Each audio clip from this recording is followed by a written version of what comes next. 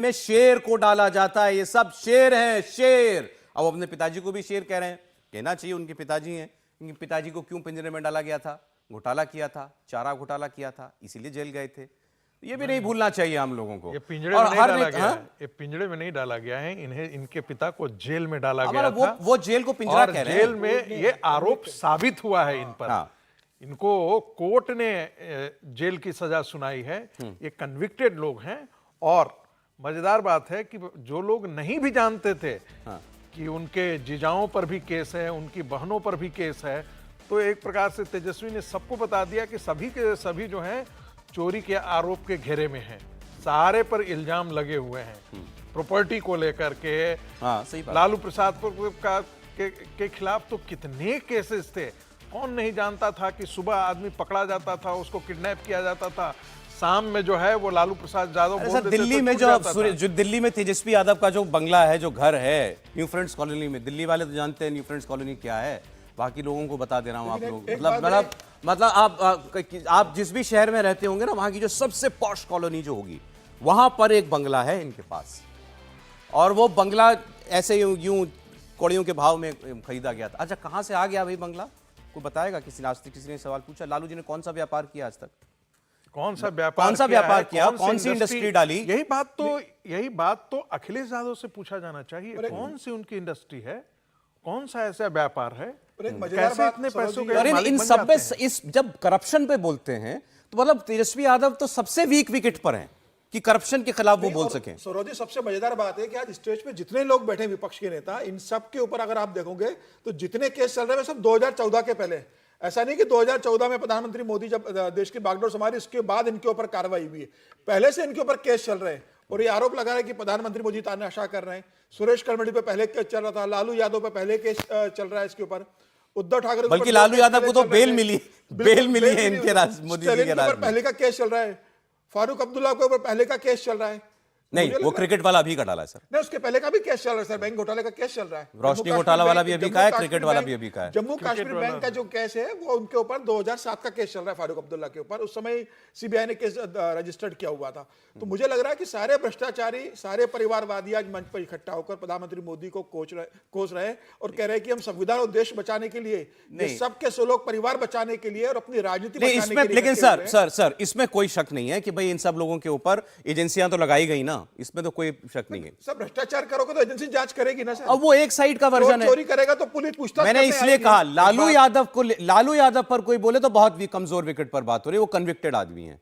बाकी लोग तो यही कहेंगे ना कि हम परेशान करने के लिए हमारे पीछे एजेंसी लगाई है। हर्षवर्धन जी, एक छोटे टिप्पणी, जिन जिन पार्टियों का आप जिक्र करें, टीएमसी से उठा लीजिए, कोई ऐसी पार्टी नहीं थी जिसमें यूपीए के दरमियान केसेस नहीं थे ईडी के और सीबीआई के।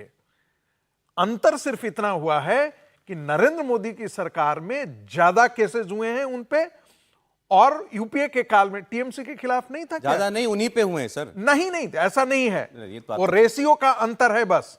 ऐसा नहीं है कि सिर्फ उन्हीं पर हुए हैं, ऐसे बहुत सारे मैं बता सकता हूं जो भारतीय जनता पार्टी के बड़े क्लोज आदमी थे, उनके खिलाफ भी छापे पड़े हैं, वो भी जेल में गए हैं, उनके खिलाफ भी इनकम टैक्स रेट पड़ा है। ये कोई जरूरी नहीं कि यहाँ से बताया जाए। देखिए, ये थोड़ा सा वो है। देखिए, जो आंकड़े कहते हैं वो ऐसा नहीं है। यूपीए के अगर राज्य में 60% केसेस थे ऑपोजिशन के खिलाफ, तो अब ये जो है 90% के ऊपर है। तो इसीलिए बोल रहा हूँ, ये तो खैर कंपैरिजन करना फिर हम। एक इंटरेस्टिंग बात और राहुल जी ये है कि सब लोग अपने अपने राज्य की बात कर रहे हैं। ऑब्वियसली वो बोल भी वही सकते हैं।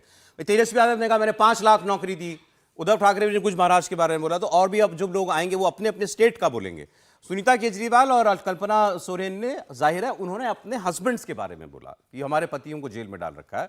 बाकी लोग जो आ रहे हैं वो अपना अपना एजेंडा लेकर के बात करें। क्या सबका अलग अलग नजरिया आपको दिखाई दे रहा है इसमें, और एजेंडा अलग है क्या सभी का?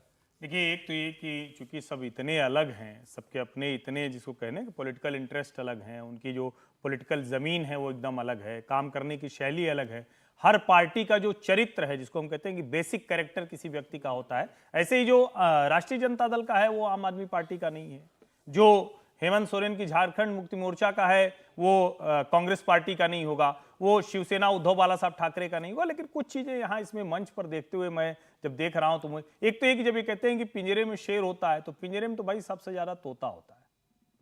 सर्वाधिक पिंजरे में अगर आपको मिलेगा तो वो तोता मिलेगा। पिंजरे में शेर कहां होता है? सर्कस में होता है। पिंजरे में शेर सर्कस में होता है। ये दो बातें थोड़ा जनता को ध्यान में रहे। अब उसके बाद जब ये कहते हैं कि देखिए सब फंसाए जा रहे हैं, तो जैसे आपने अभी एक शब्द कहा उस पर मुझे बड़ा गंभीर ऐतराज है। एजेंसी लगाई नहीं गई। बहस हम लोग रोज करते हैं, तो मैं उसको आगे कह रहा हूं। सर्कस बोल रहे हैं या जू बोल रहे मैं हैं? आगे कह रहा हूं। मैं जानना चाहता हूं आप नहीं, सर्कस बोल रहे हैं अब या जू बोल रहे वो हैं? स्वयं कह रहे हैं तो वो उसको समझें, क्योंकि सर्कस में ही पिंजरे में शेर होता है और वैसे तोता घर में होता है, तो अब यही होते हैं, इसके अलावा तो हमें नहीं ध्यान। लेकिन जब हम ये कह रहे हैं कि एजेंसी लगाई गई, तो आप सोचिए इस देश की जनता ने 2014 और 2019 का मैंडेट ही इसीलिए दिया है कि एजेंसी का काम क्या है भाई, लगो किसी के पीछे, जो भ्रष्टाचारी है उसके पीछे लगने के लिए तुम्हें पैसे मिलते हैं। एजेंसी के लोगों का पूरा काम ही यही है। और अगर प्रधानमंत्री की कुर्सी पर बैठा हुआ व्यक्ति किसी के पीछे जो भ्रष्टाचार का आरोपी एजेंसी नहीं लगा पा रहा है, तो फिर उसके उस पद पर बैठने पर ऐतराज होना चाहिए। लोकतंत्र में जनता ऐसे ही तय करती है। अब सवाल यह है कि अगर ये इस तरह से बता रहे हैं, तो जो इलेक्टोरेट है, जो 7 करोड़ 8 करोड़ 10 करोड़ एकदम जो नया मतदाता जुड़ जाता है, वो क्या सोच रहा होगा, इसकी चर्चा होनी चाहिए। जो महिलाएं घर में बैठी हुई हैं, जिनको लगता है कि उनके जीवन में इस सरकार ने बहुत सी चीजें बचाकर इनके हाथ में पैसा दे दिया, वो क्या सोच रही होंगी? मुझे लगता है कि उसके नजरिए से भी इस रैली की चर्चा की अच्छा, जानी चाहिए। तेजस्वी यादव ने शेर की बात तो कही, कंस भी कहा कि कंस जिससे डरता था वो उनके बच्चों को जो है मार देता था। देखिए ये बात बिल्कुल सही है कि सरकार आने के बाद पिछले 10 सालों में जो चीज़ें बदली हैं वो तो हमें कहनी पड़ेंगी। एमएलए एमपी कोर्ट बने हैं, उसके कारण बहुत ज़्यादा जो है पॉलिटिकल उस पे क्लास पे एक्शन हुआ है। हमें ये भी पता है कि किस तरह से ईडी या सीबीआई के अधिकार, खासतौर से ईडी के अधिकार जो हैं उनको किस तरह से बढ़ाया गया, तो भी इसके कारण भी ये सारा कुछ। एक छोटा सा ब्रेक ले रहे हैं। डेरेक ओब्रायन बोल रहे हैं, टी शर्ट पहनकर के आए हैं, बीजेपी वर्सेस, नीचे नहीं दिखा रहा है, मुझे लग रहा है इंडिया लिखा होगा, BJP versus India. Derek O'Brien ने क्या बोला ये मैं आपको दिखाऊंगा। और नरेंद्र मोदी की रैली मेरठ में जो होने वाली है उसकी भी, वहां की तस्वीरें भी आ रही हैं हमारे पास लगातार, वो भी दिखाएंगे आपको। और नरेंद्र मोदी बोलेंगे आपसे थोड़ी देर के बाद, दोपहर में उनका भी भाषण होना है। और ये भी सोचिए आप जरा, बीजेपी ऐसे काम नहीं करती है, एक एक चीज बड़ी स्ट्रेटेजिकली सोचकर होता है कि पहले इनकी रैली हो जाए, जिसको जो बोलना है बोल लें, फिर एक साथ जवाब दिया जाएगा, एक साथ हिसाब किया जाएगा जब नरेंद्र मोदी बोलेंगे मेरठ से। बात होगी उसकी भी एक ब्रेक के बाद। आप देख रहे हैं कहानी कुर्सी। एडिटिंग चल रही है।